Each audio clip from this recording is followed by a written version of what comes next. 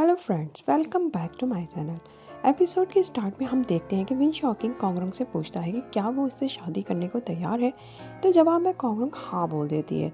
तो विन शॉ उसे जल्दी से किस कर लेता है और अभी वो दोनों बिजी ही होते हैं कि जोंग गेट की बेल बजाने लगता है। तो मजबूरन विन शॉ को उठकर गेट को खोलना पड़ता है।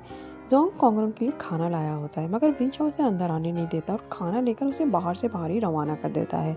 वो अंदर आकर कॉन्गरोंग के पास बैठ जाता है और उसका मूड भी काफ़ी रोमांटिक होता है।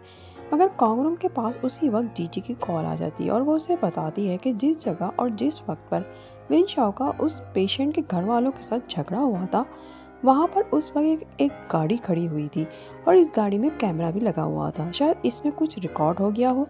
कॉन्गरोंग ये सुनते ही खुश हो जाती है और इस गाड़ी के ऑनर का पता लगाने जाती है और थोड़ी कोशिशों के बाद उसे गाड़ी के ऑनर का पता और फ़ोन नंबर मिल जाता है। वो इस गाड़ी वाले को फ़ोन करती है और उससे गाड़ी की रिकॉर्डिंग मांगती है।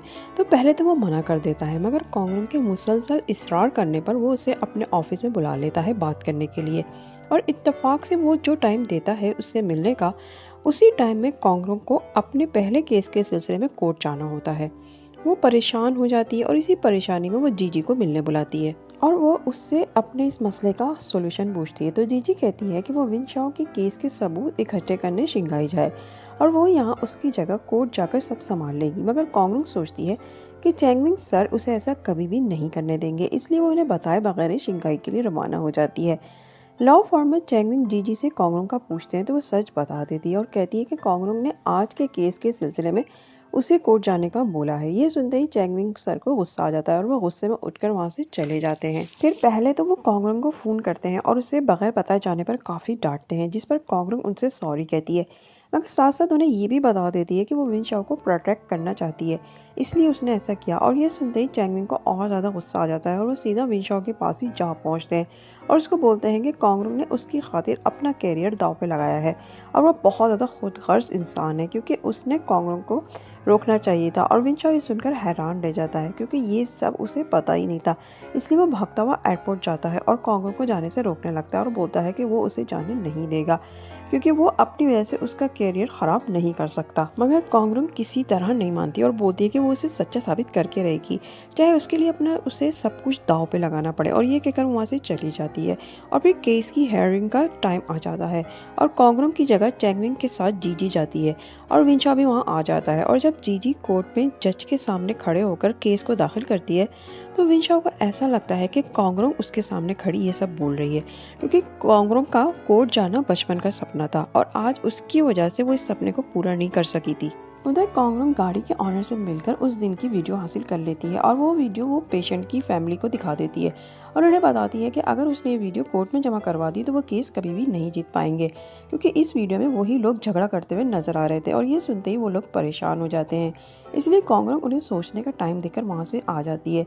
फिर कॉन्गरोंग वापस आती है तो विन शॉकिंग उसका प्लास्टर खोलता है और उसके प्लास्टर खुलने की खुशी में उसे ढेर सारी शॉपिंग भी करवाता है और वो दोनों बहुत ही अच्छा टाइम स्पेंड करते हैं।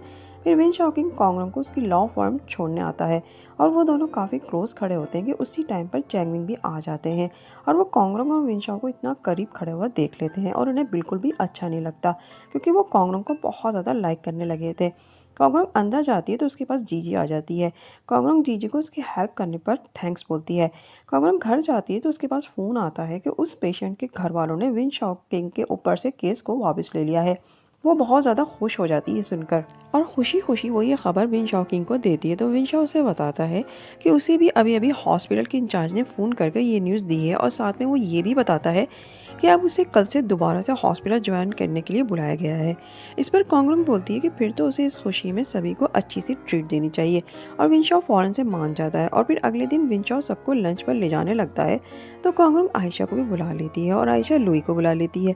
और जब लुई आकर आयशा का हाथ पकड़कर विन शॉ और कॉन्गरोंग को बताता है कि अब वो दोनों साथ में हैं, तो विन शॉ और कॉन्गरोंग हैरान रह जाते हैं और पूछते हैं कि ये सब कब हुआ। फिर लंच करते हुए विन शॉकिंग कॉन्गरोंग को खाना सर्व करता रहता है, मगर लुई और आयशा हर बात पर झगड़ते रहते हैं, क्योंकि वो दोनों नेचर में काफ़ी अलग होते हैं और एज डिफरेंस होने की वजह से उनकी पसंद नापसंद भी एक दूसरे से काफ़ी अलग होती है। पूरे लंच के दौरान आयशा का मुंह बना रहता है और लंच के बाद जब सभी चले जाते हैं तो आयशा लुई से पूछती है कि वो सबके सामने उसे जानबूझकर तंग कर रहा था ना। मगर लुई बोलता है कि वो ऐसा ही है, मुश्किल इंसान। मगर आयशा बोलती है कि आइंदा से उसे उसकी इंस्ट्रक्शन पर चलना होगा। लुई बोलता है कि वो इंस्ट्रक्शन क्या है, तो आयशा उसे एक लिस्ट थमा देती है। तो लुई ये देखकर बोलता है कि ये तो बहुत ही मुश्किल इंस्ट्रक्शन है, वो फॉलो नहीं कर पाएगा। तो वो फिर से नाराज़ हो जाएगी। आयशा बोलती है कि उसे अपने बॉयफ्रेंड में ये सभी क्वालिटीज़ चाहिए। लुई कहता है कि वो इन तमाम इंस्ट्रक्शन को तो फॉलो नहीं कर सकता, हाँ मगर उसकी लास्ट वाली विश को वो ज़रूर पूरा कर सकता है। और ये कहते के साथ ही वो आगे बढ़कर उसे किस कर लेता है। और यहीं पर ये एपिसोड भी ख़त्म हो जाती है। मिलते हैं नेक्स्ट एपिसोड में, तब तक अपना बहुत ज़्यादा ख्याल रखिएगा और चैनल को सब्सक्राइब भी कर दीजिएगा। नेक्स्ट एपिसोड तक के लिए बाय बाय।